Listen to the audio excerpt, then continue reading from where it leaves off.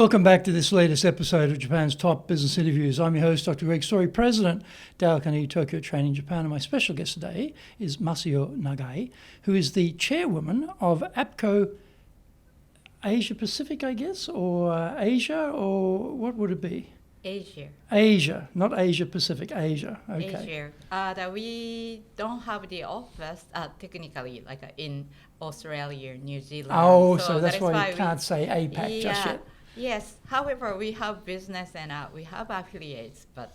Okay. Yeah. Well, anyway, you've got a very big job, and congratulations on that. You told me that this is a new position. You as chairwoman since September, so fantastic. That is great.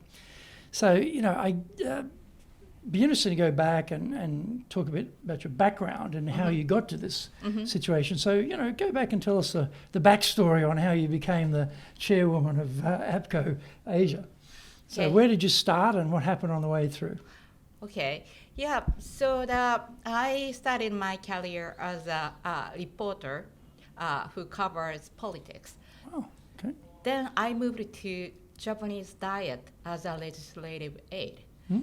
However, of course, I really enjoy writing policies and being as a part of, legislature with many Diet members. It was exciting.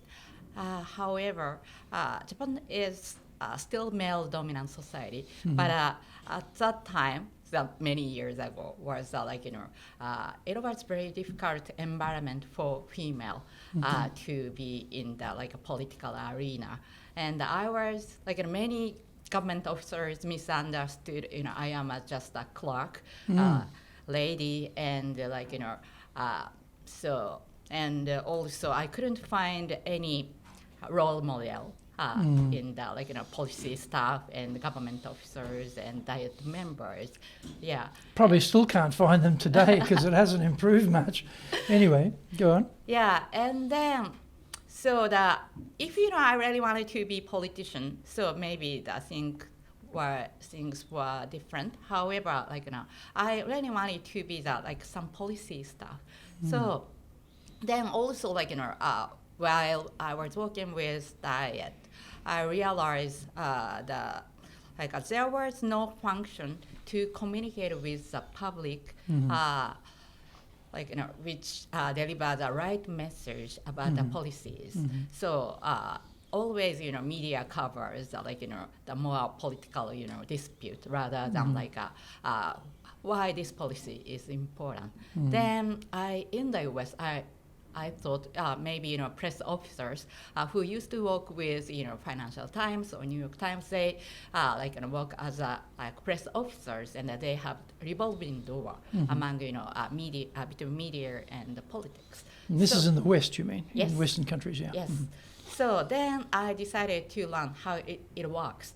So I went to the U.S. and I went to Columbia University to get a master's degree. So in journalism or in government, or what were you studying? My program was international affairs and public administration. Okay, right. So and then I tried to move more PR industry, and most of my classmates went to UN types of job.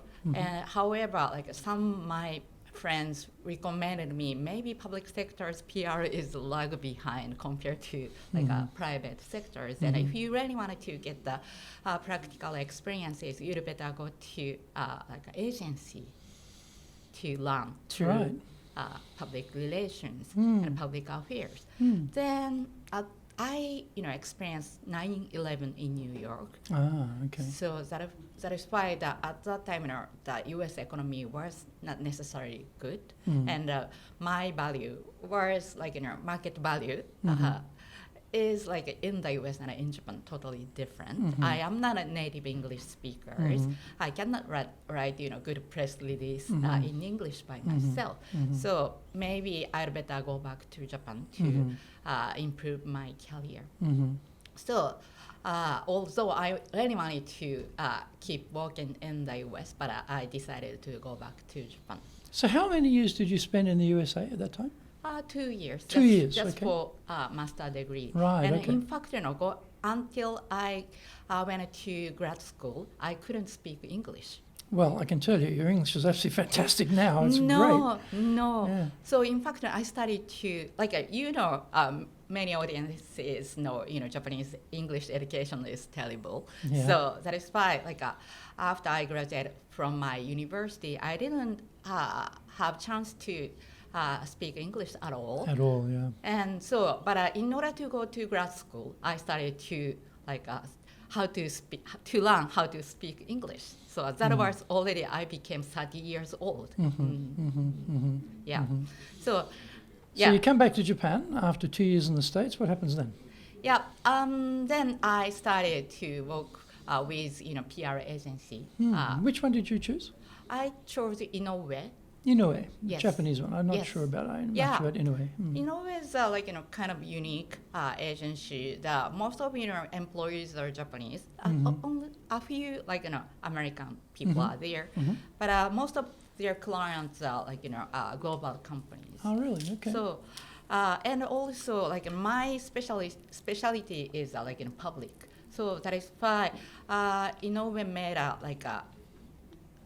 kind of subsidiary to provide PR services to private sector. So that is why most of my clients are METI or Ministry of Land and Infrastructure or some prefectures who really wanted to rebrand. So that's my the early stage of PR agency's career. Okay. So- And how many years were you at Inoue? 6.5. 6.5, right? So you're working. Are you running a team at Inoue at any time, or you are Yes, I run my own team. own team? How many people in your team? So there maybe 6 or 7. 6 or 7. So here you are. You've been in the Diet, working with politicians, running around doing policy work, and then you're in Columbia University. You're doing your master's degree. You come back. You're in the PR world, and you're working with Inoue. So what was that like? Going into your first leadership position, I'm guessing that Inoue didn't give you any training at all on how to be a leader. They just said, Nagai-san, you're now taking care of these people, or you created a subsidiary, or you created a team, and you had to recruit people for the team yourself. I don't know, how did that work? Did you have to go and get them yourself, or did they give you people, or how did that work within Inoue? Yeah. So that very luckily, I could see the very great mentor in Inoue. Okay. Yeah, that person is used to be the executive of Dentsu. Ah, okay. Yeah, and he also used to be the head of international department, the division of Dentsu.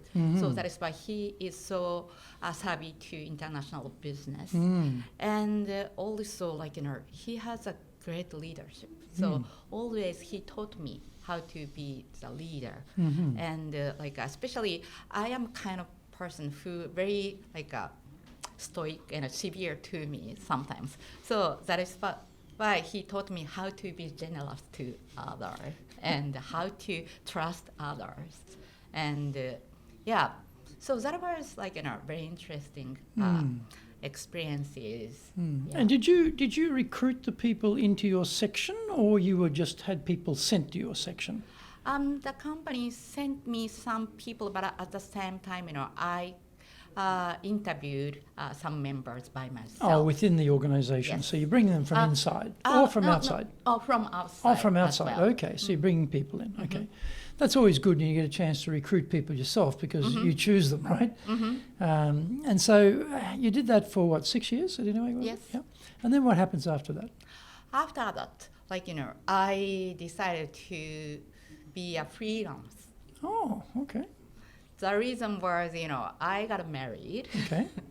And in my age, I always had to choose, marriage or career. Yeah. Or having baby, Yeah. or career, Yeah. or raising children, Yes. or career. Yes. And I always chose career. Right. However, I got married. So, and that is funny, but my mother told me, oh, now finally you can resign your job. All right. She expects you to quit. No?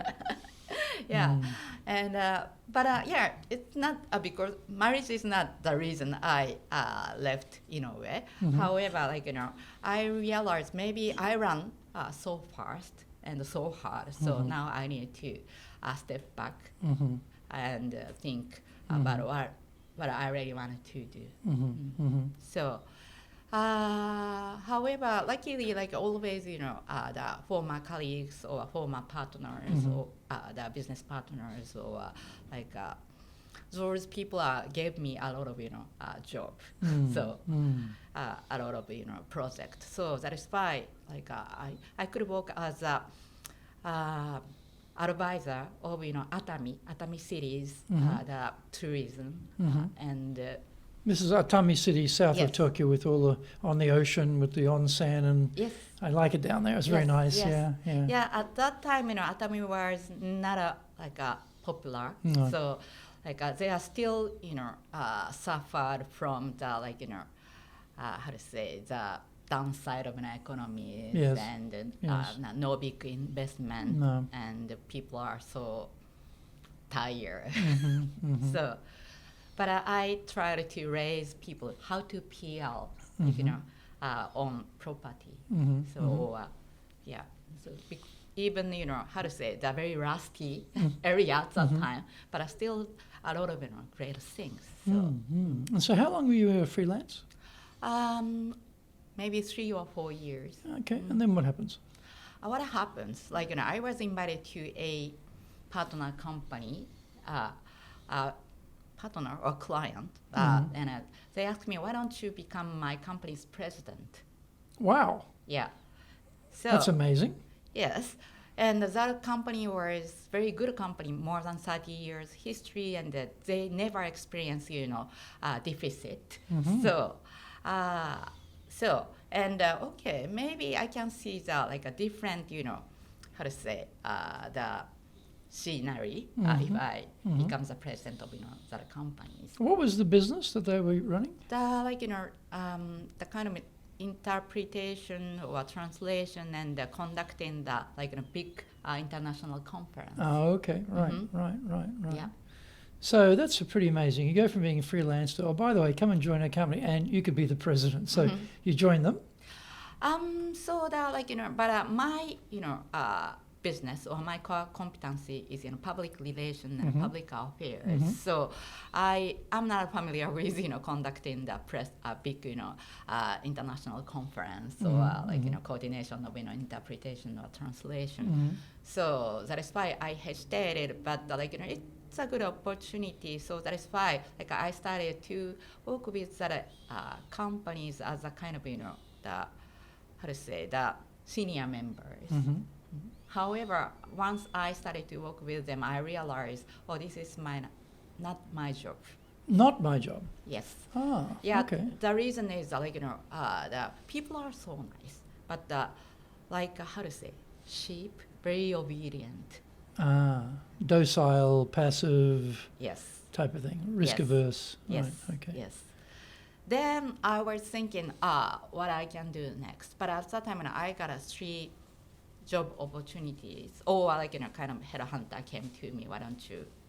Now one of them is not from job a headhunter, but my former colleague who I interviewed and hired. Oh, okay. She has already started to work with APCO in Singapore. Ah, okay. And APCO had a plan to start a business in Tokyo. And so my former colleague is Japanese, but working in Singapore. And her boss asked her to go back to Tokyo to prepare to build a business in Tokyo. And she told her boss, I have one condition. The condition is she can choose own manager by herself. Oh, okay. And I was chosen by her as her manager Wow. in Okay. Tokyo. Wow. Yeah. How things really work, okay, in the recruiting area. And what attracted you to join APCO? You were working as a freelance. You had the opportunity to be a president of another company. You decided not to go that route. So what attracted you to become president of APCO? So the first maybe 2 years, I was working as a just senior director. Oh, not the president. You came in as a senior director. Yes, Okay, within so- APCO. And there was already an existing president.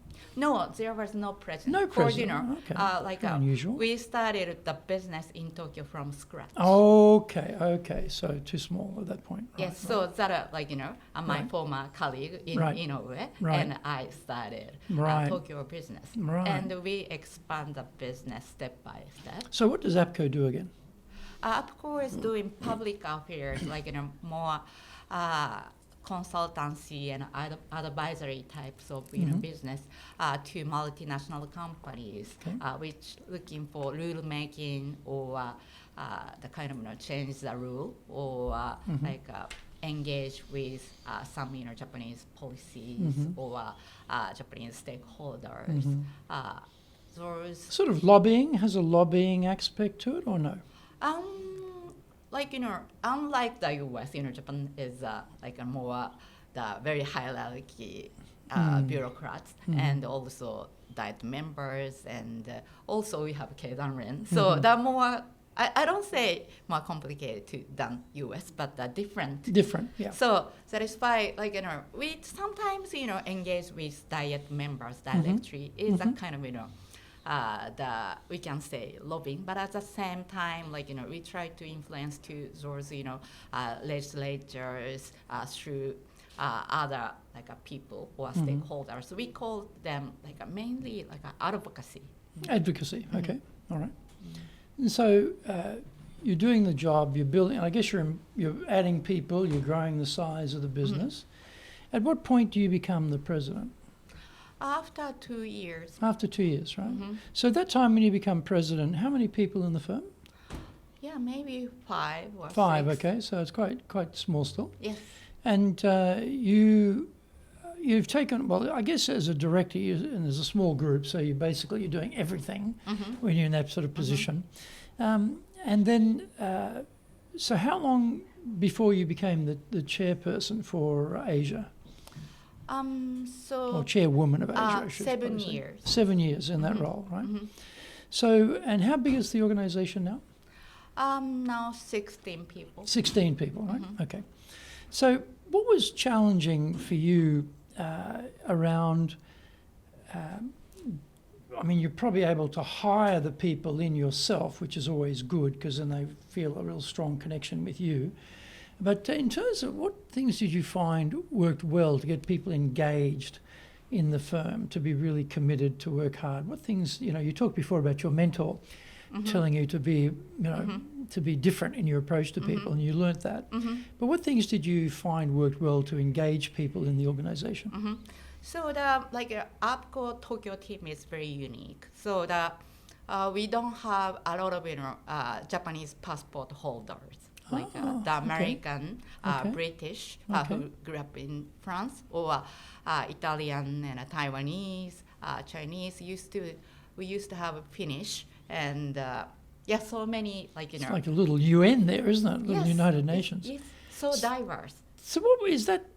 Did you find that challenging to lead such a diverse team?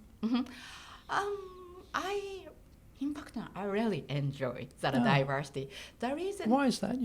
Yeah, I used to live in New York, I fully enjoy that diversity, and I always wanted to go back to New York. The reason was I really wanted to get diversity. However, after I started to work with APCO, I didn't have to think in that way. Of course, you're always in very diverse, people are around me, and. Engagement, the challenges, of course, sometimes, way of thinking is different. And also, for me, APCO is the first, global agency I work with. In this sense, my mentality or my mindset is so Japanese. So that is why, You realize that? Yes. I maybe among Japanese people, I have strong leadership, I suppose, and a very unique female. However, still so Japanese. So that is why I've never imagined how to negotiate with how to negotiate with my line manager, how to increase my salary. Yeah, yeah. Also, I'm very bad at express myself, in front of people. So especially among very talkative native English speakers. Yeah, who use lots of jargon or idioms or speak very quickly or talk over people. Yes, and also consultant a terminology. Yeah, exactly. Yeah.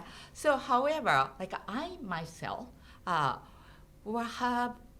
been always minority as a female among male dominant business community. Yeah. So that is why I believe I deeply understand how foreign people living in Japan feel. Okay. So that is why also my mentor taught me how to be generous to others. So and I really enjoy the difference. And also my company's value is the inclusivity and empathy. Okay. So always I try to think the way if I were her, if I were him. So. And in terms of engaging such a diverse work group, I mean, if it's all Japanese, there's probably a number of things that work well to engage people. If they're all foreigners, then there's probably some way to engage a whole bunch of foreigners. When you've got a sort of mixed group, how do you go about getting people engaged? What do you do in the company to engage the whole team? I think I how to say? I am the even after I became a president or a chairwoman of the region, but I still provide client services with my colleagues and work very closely. That is one way.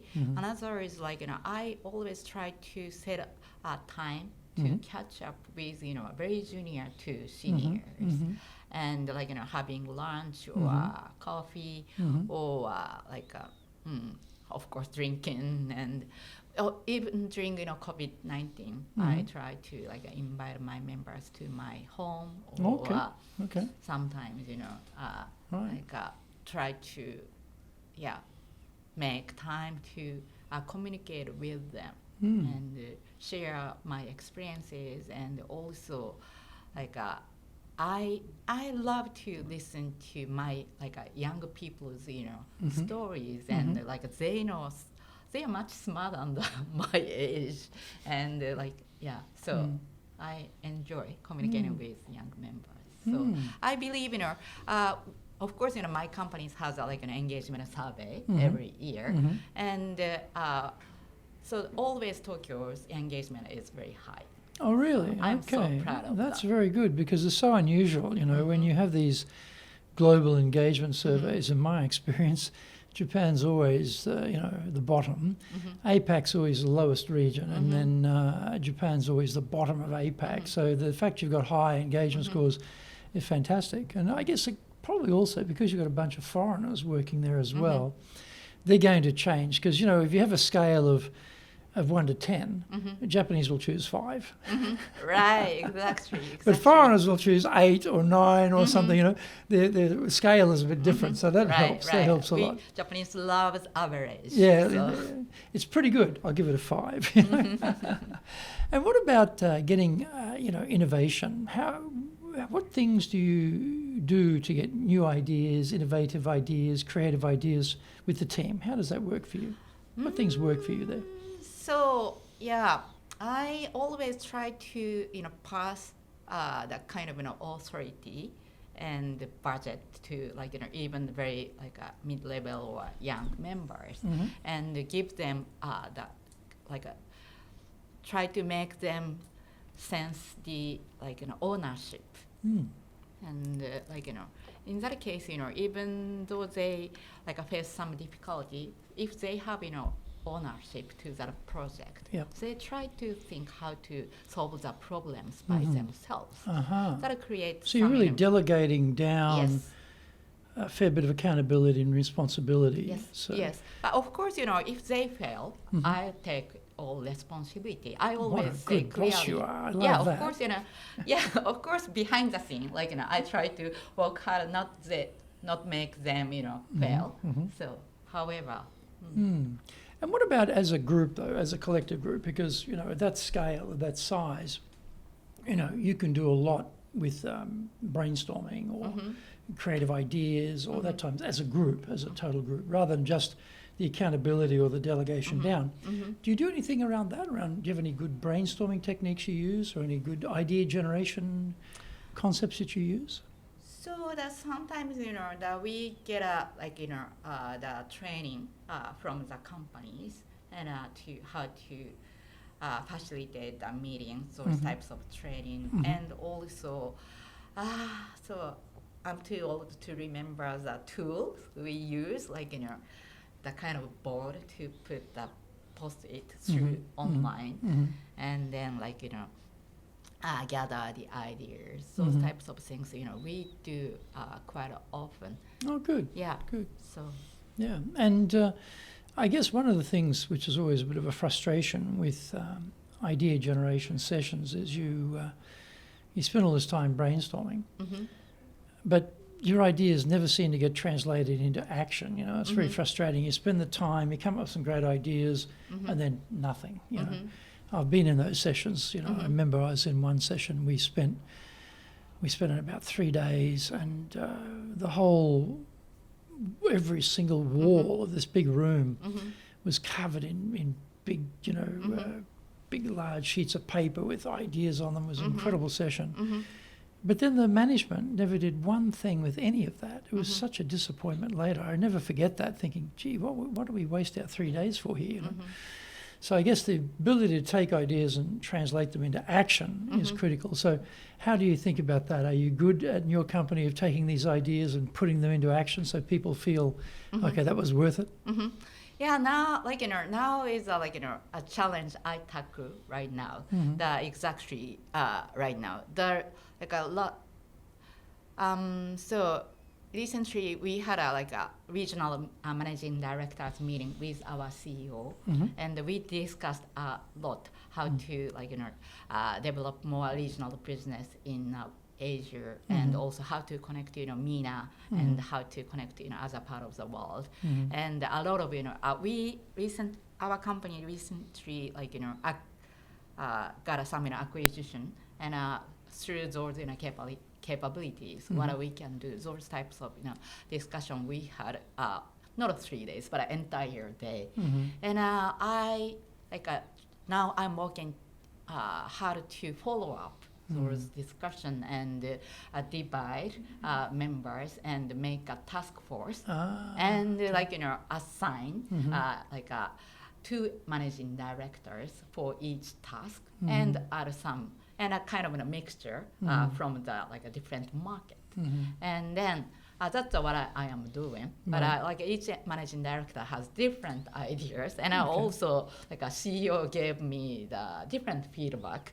So that's why I am working to restructure that the task force right now. However, I think it requires some patience. All managing directors are busy to provide client services and also taking care of their members. So that is why I need to chase them all the time and ask them to make time. However, I think that's a kind of part of my job or the kind of leadership. And building trust is critical anywhere. And so, with your experiences working in different organisations, as a leader, what things have you found worked well for you to be able to build trust with your team, with your people? My case, probably, each leader has different strengths. But my case is I am quite honest and open. So that creates some trust. I am honest, but at the same time, I always try to be sincere. If I make some promise, I try to realize or keep that promise. What other things do you find work well to build trust? Other things. Other things, yeah. What else do you think works well building trust? So as a leader, I always wanted to be the best consultant and Okay. provide best services to my clients, and also I raise the revenue the best. So that achievement also like I get some respect and trust from my colleagues. It's a lead from the front type of thing, Yes. as we say. Anything else, like in terms of your communication style or keeping promises, that type of thing? Anything else in the trust building area you found works well? Trust building. Yeah, I try to get to know my members. So And how do you do that? Because sometimes, it could feel like an interrogation. She's trying to use me and find out how she can make me work harder. And if it's done the wrong way, people can feel like this is some type of manipulation. She's trying to find out all about me so she can make me work 7 days a week, 24 hours a day. That's the extreme, of course. But how do you get to know the members without them feeling there's a second agenda here or there's some manipulative purpose, in the background here? How does that work? So I've never think consciously, but I, my background is so Japanese, so that is why I work harder than anyone. Okay, So, okay. And everybody recognize it. Right. And but at the same time, I always ask my members, enjoy their PTOs and the holidays, travel, and I encourage my members to read books, meet friends, and go travel all the time. So I don't know that maybe it's not related to the building the trust, but they realize, I really care each member's life. How do they know that? Asking questions and pay attention. So that types of thing, yeah, the more Mother Nature types of, I don't know, leadership, yeah. If you want to be successful as a leader, do the Leadership Training for Managers course. All companies need people who can both manage and lead. Leading people screams out for real skills in communication, dealing with all different types of people, being excellent at innovation, planning, delegation, handling mistakes, doing performance reviews really well, and inspiring and motivating the team. Do the Leadership Training for Managers course now in either Japanese or English.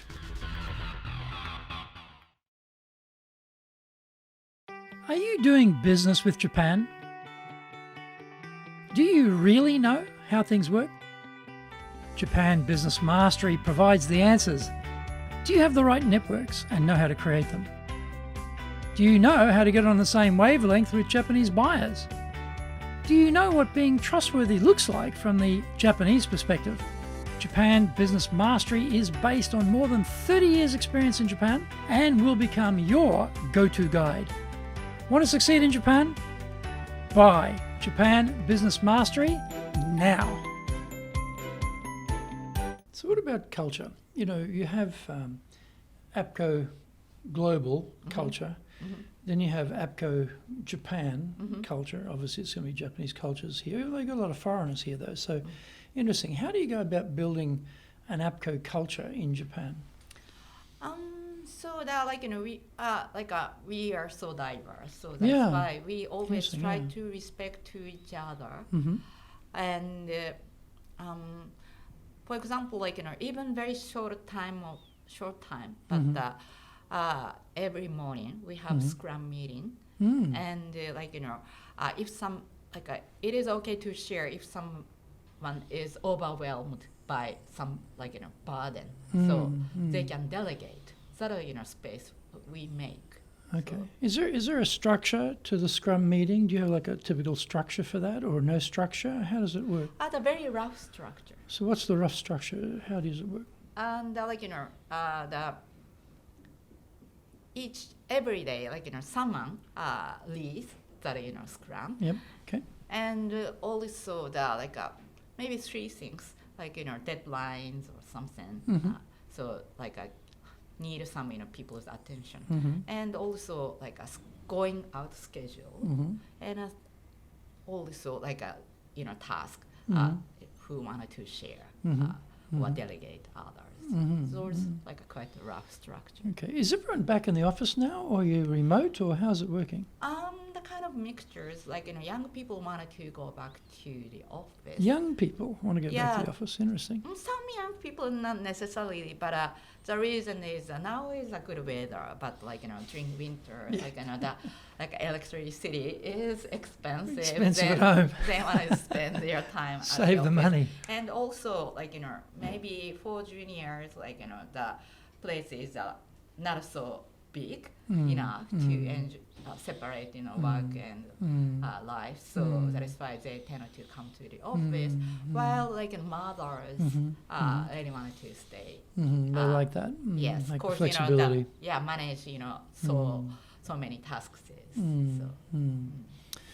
And so you've got the sort of every day you've got the Scrum, and that sets a certain framework for the day. What other things have you found works well to create a culture? We have the activity we call One Spirit. One Spirit. One Spirit. Okay. This is not only Tokyo's, but entire APCO. We do some One Spirit activities. That is we assign one or two junior members to lead One Spirit activities, and they provide some budget, and they can decide activities how create one APCO culture within the office and the entire world. Okay. And so that sometimes whenever new members come and some people leave, of course we have welcome or farewell lunch or dinner, and also we have a global exchange program in APCO. So always some members from other part of the world come to our office and stay 3 weeks. And for those members, we have some activities, and also some off-site event, and the barbecue or watching fireworks, and also sometimes the going karaoke or many One Spirit activities we do, and get together. And I originally thought the kind of Japanese the more not formalized, but more mandatory drinking party. I was afraid young people don't like to be invited to those opportunities, but I asked them to coordinate everything by themselves, and I'm happy to join. That's our style. Okay, that's interesting. Yeah, I think the trend is people want to defend their private time, personal time, having to go drink with the boss, not that interesting, rather do something else. So yeah, that's sort of changed a lot, because it used to be, as you say, mandatory. Everyone have to go and do it, and so things have changed quite a bit. Yeah. Yeah. And if you were going to think about, what's some advice you'd give someone who's going to be sent to Japan, they're going to be running the organization in Japan, they don't know Japanese, they don't know Japan, they're being sent in from outside. What advice would you give them to be successful in Japan as a leader? Yeah. They're very difficult questions. The reason is, after I moved to the global agency, I realized how I was I faced the difficulty within very Japanese, community. So that is why, sometimes, maybe a lot of, hierarchy in Japan, and the silos, and long decision-making process, and process-oriented business. So those are huge challenges for people who have never worked with Japanese companies. So why does it take so long for Japanese organizations to make decisions? is so different here? So we are like in a group society, group community. Mm-hmm. So that is why always, who has responsibility, who Mm-hmm. has ownership is very unclear. Mm. So, and also like, lifelong employment Mm-hmm. system is that whether we like achieve or not, we can stay in the same company. Mhm. And like, salary doesn't increase too much, No. but like promised. Mm-hmm. So that is why like, staying and, do nothing and never failure. That is very important. So that is why like, So do nothing but don't fail. So in other Mhm. words, the way to not fail is to do nothing, basically. Yes. Right. So, and this is what you think is slowing down the decision-making process, no accountability, no urgency, Mhm. no personal, ownership, that type of thing. Mhm. Mm. So, okay, that's going to be one big problem, right? It's going to be slow. What other things are going to be challenging, you think, for someone coming in from outside like that who doesn't know Japan? Many like, foreigners point out like, honne and tatemae. Yeah, honne being the actual truth and tatemae being the sort of public truth, the sort of not necessarily the realistic truth, yeah. Mm-hmm. Yeah. And like, we call it, Kasumigaseki literature. What do you call it? Kasumigaseki? Literature. Literature. Yeah. Okay, why do you call it Kasumi? But in terms of the PR or content or the Or public affairs. public government affairs content relations you're producing? Yes. Okay. Yeah, that like, we try to try to think positively means, we do nothing. Those types of things. Right. Like, so I think, yeah, that is a big challenge. However, once get to know each other and build a close relationship, Japanese people started to open their minds. So, but until, it's hard to understand what they truly think. And why is that? Why are Japanese so keen to hide what they really think? What's driving that? So that's still, for me, the big challenge when I face my American colleague or European colleagues. But our culture is very others-centered, not self-centered. So that is why how others look at me, how others think of me is more important than how I think others. So that creates that situation, I suppose. What else? What would be some other advice you'd give people who are going to be sent here? Should they learn the language? Should they learn Japanese?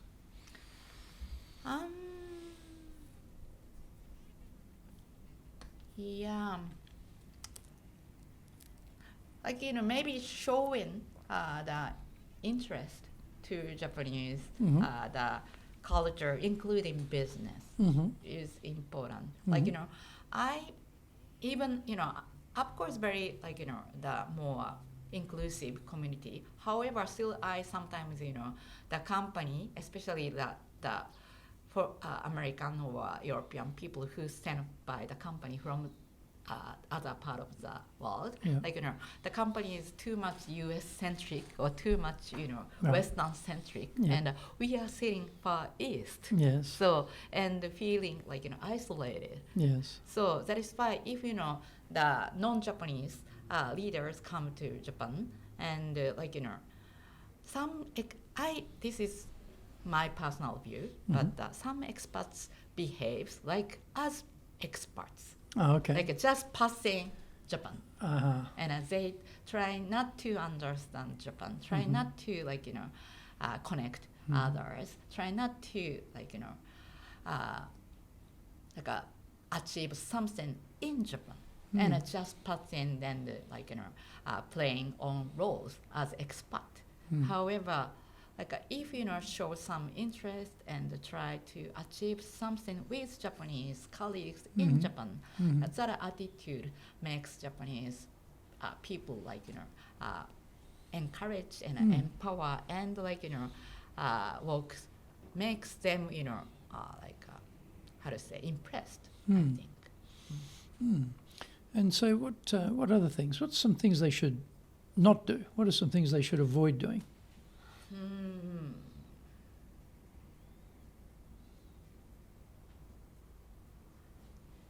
Bring name card. Avoid, just kidding. Avoid bringing the name card, the meishi. Yes, course, the this, I don't know, maybe you recognize, my way of talking is so chronological and redundant. Japanese people are maybe the structure of, sentence or grammatical point of view or storytelling. Always Japanese people love to tell the story chronological, while the Western people say the conclusion first. Oh, okay, right. And then explain the background and again emphasizes the conclusion. While Japanese people are always start a very big point and then move to the conclusion. And sometimes the American people are not patient enough to listen. We achieve the final conclusion. But this is not maybe an English speaker's fault, maybe Japanese side, but here it's Japan, so I want to ask. So what you're saying is shut up and wait till they finish the story, basically. Yes. Yeah. That makes that supports you to understand, how Japanese people think to the end. Well, I think it's related also to the grammatical structure because the verb comes at the end in Japan, right? So when you're listening to someone, you don't know, is this the past tense? Is this the present tense? Is this the future tense? Is this positive? Is it negative? You've got no idea until you get to the end, right? So the language in Japanese forces you to wait, but in English, because the verb's in the middle, you get to the verb, you know straight away where this conversation's going, right? Yeah, and also we do not sometimes, in Japanese, we do not use subject. That's right, subject's a bit vague, right? Yes, so that's the kind of decision-making things related to decision-making process. Who decides? So is left out. Yeah. Right. And any other things they should try to avoid doing apart from that? Avoid.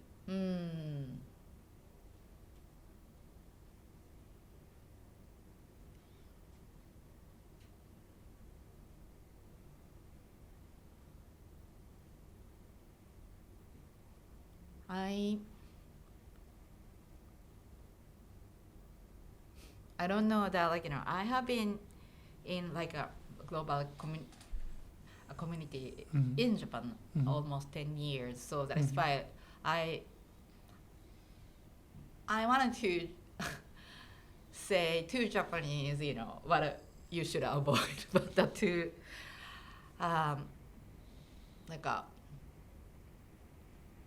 foreigners in Japan, I don't have a lot.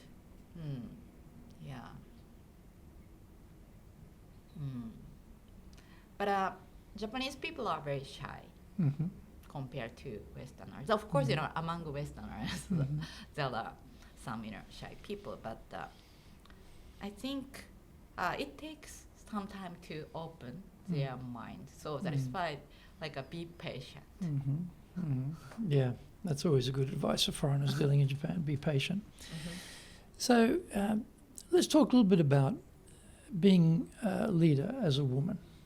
You mentioned before that your probably majority of your career, you're working in very male hierarchical organizations, but now you're the chairperson for Asia, for APCO. So you've obviously made it to the top. So what do you think, did you find was difficult being accepted as a leader, as a woman? Or what things did you find you had to do to become a leader? Did you have to become more masculine to be a leader in Japan? Or could you stay as a woman and be a feminine leader? I mean, I'm interested in how you balanced all of that stuff out. So when I was working with, the male-dominated, male-dominant community.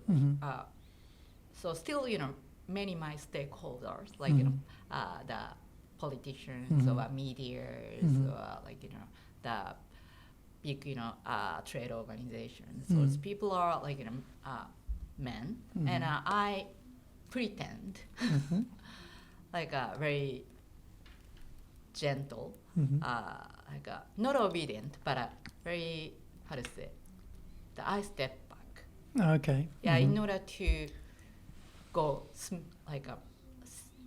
in order to achieve my goal smoothly, I behave in that way. Right.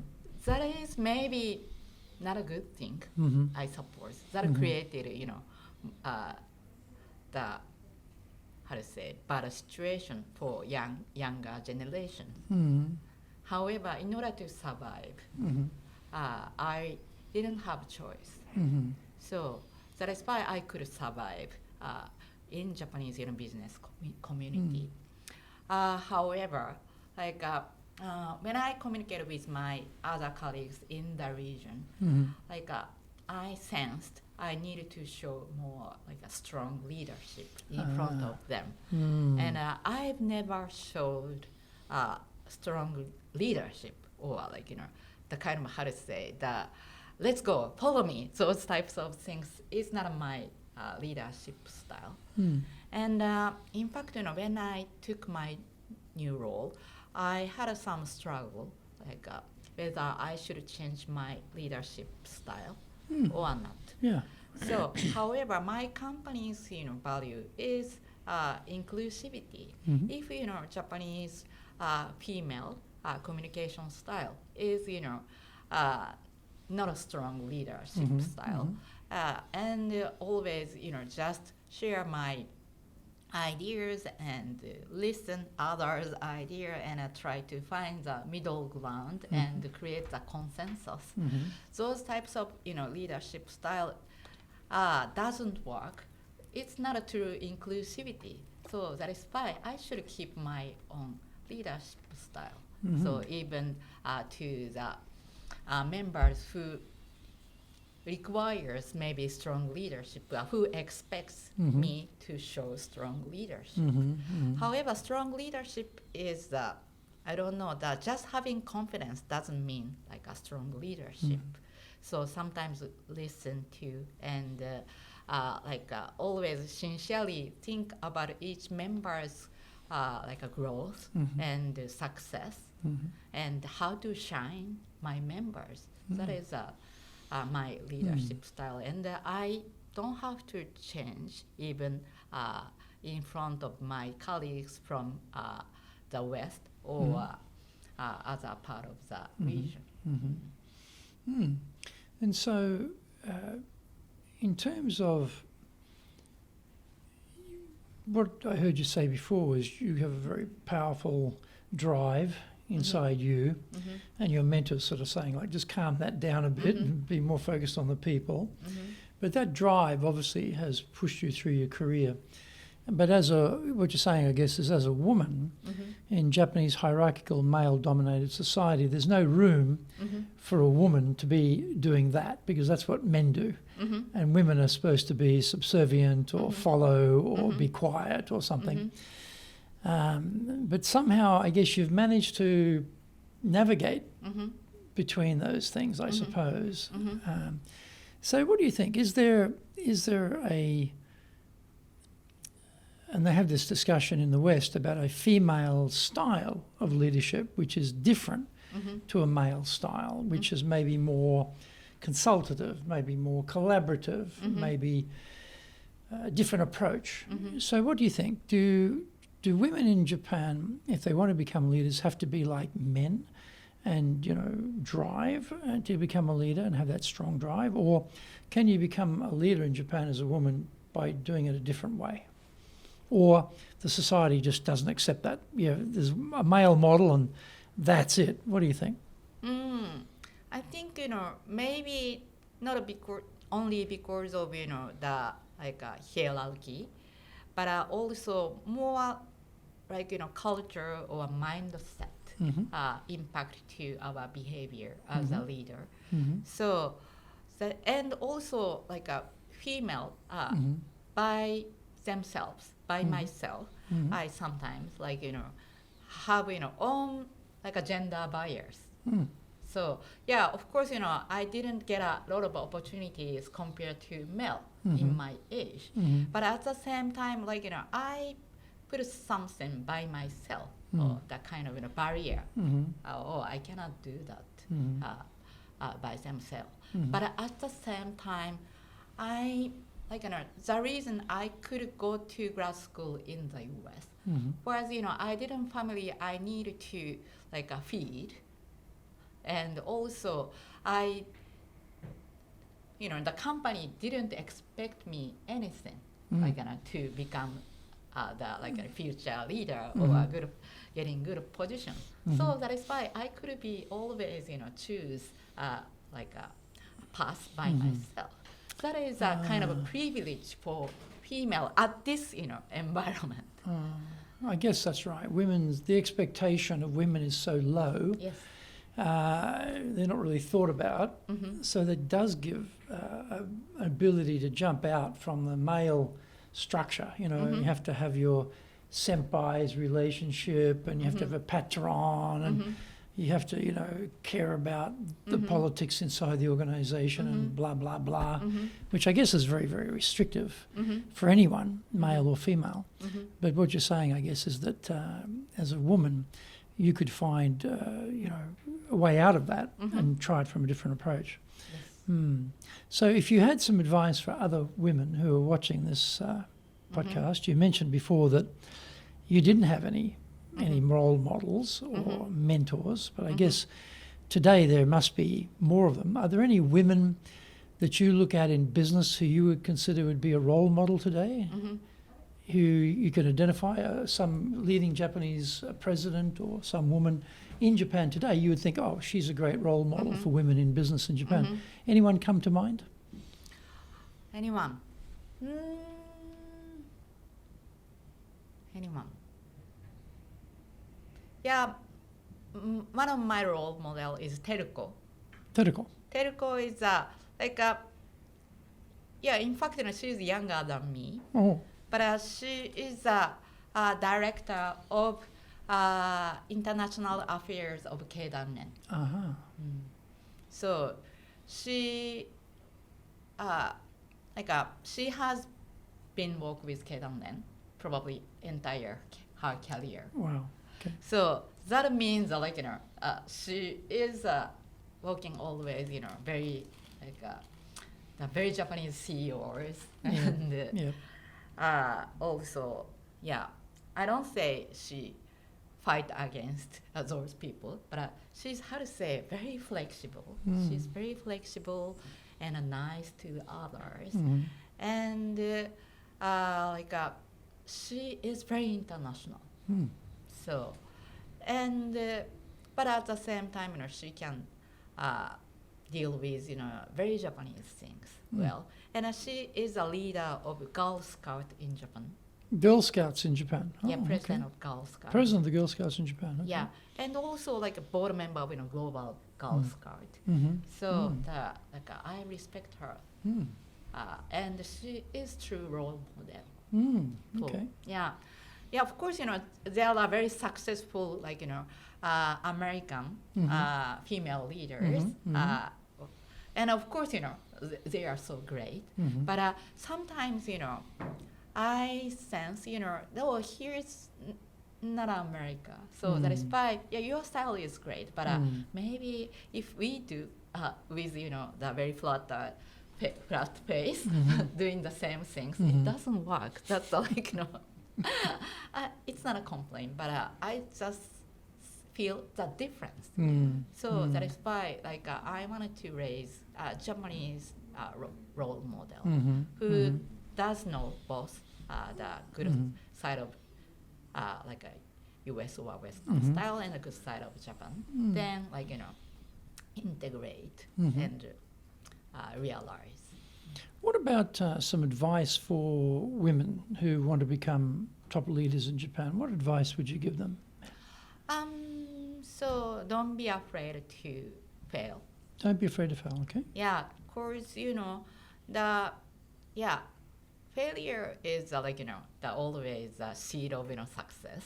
Mhm. And Except in this country, no Mhm. defects, Mhm. no errors, Mhm. no failures Yeah. is the culture, right? Mhm. So that's quite a big mindset shift Right. to say, okay, I'm not going to worry about failing, I'm going to Mhm. go for it. Mhm. That's not such a direct, maybe for a Western person, that's like, okay, well, give it a go and try. Mhm. Australia, certainly like Mhm. that. The Mhm. mentality there is we're going to give it a go. If we Mhm. succeeds, great. If it doesn't, we Mhm. learn, we keep going. Mhm. But in this country, there's very few second chances Mhm. in this country, I think. So if you do Mhm. fail, it's pretty serious. So how do they get the mindset to not be scared of failure? I think the most of people who really want to be future leaders are Mhm. smart enough. And Mhm. when you look at the data, Mhm. of course Japan is a zero defect society. Mm. However, so many foreign companies wanted to do business in Japan, Mm. and also they always compete to each other to find the good talents Mhm. among global companies Mhm. here in Japan, and also many Japan-based global companies wanted to expand their business in other part of the world. Mhm. So sometimes Japanese female are too modest and how to say discount on value. Mm. So however, if you look at the data, Mhm. there are so many opportunities Mhm. and also the decline in the population. Mhm. So the Japanese government definitely need female as labor force. So why you lose opportunities even just one failure. So you are smart enough to understand that data. So Mm. What other advice would you give them? other advice,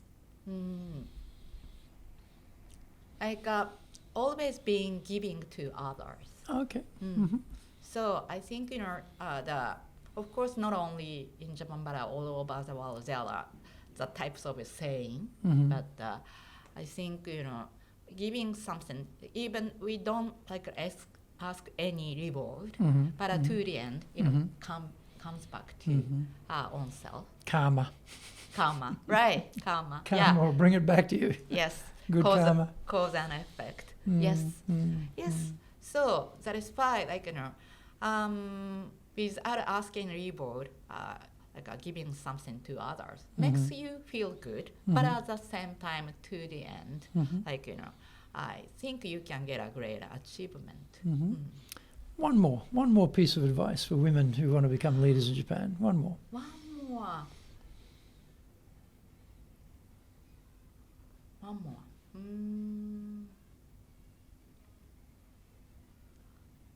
Yeah. You should not you should not be severe or Mhm. you should not discount your value. Mhm. You are so precious, Mhm. and always you did a great job, Mhm.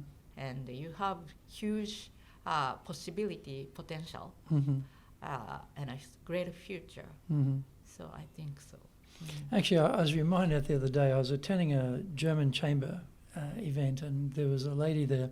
She's actually Taiwanese, but she was talking about, she got quite a high position in her company. And she was going through, it was on diversity and inclusion sort of topic. And she was going through the numbers of how many women get to certain positions in organizations, you know. And it was such a microscopically small number. And she flipped it around and she said, yes, my company's so lucky to have me because there's so few women who actually can go through So that was a sort of different way of looking at it. I thought, well, that's true. And you look at the numbers, the funnel gets very tight at the top. So if the company can find someone in the ranks who's a woman who can get to that type of senior leadership position, they should be very happy about that, because it's such a difficult thing to do. And obviously the person is so capable and talented. So I was reminded of that. So what's your definition of leadership? My definition of leadership is a person who can use the collective wisdom from members as own wisdom to protect members and to develop the business and to create opportunities for members. Very nice. Thank you. Well, it's been fascinating chat. I really enjoyed your remarks about female leadership and also how to become a female leader in Japan, because I think we talk about 8% of the presidents of companies in Japan are female leaders, and half of those took over from their father who passed away, or a brother, or a husband. So if you think about it, only 4% are actually becoming presidents who are not relatives of the original leadership group.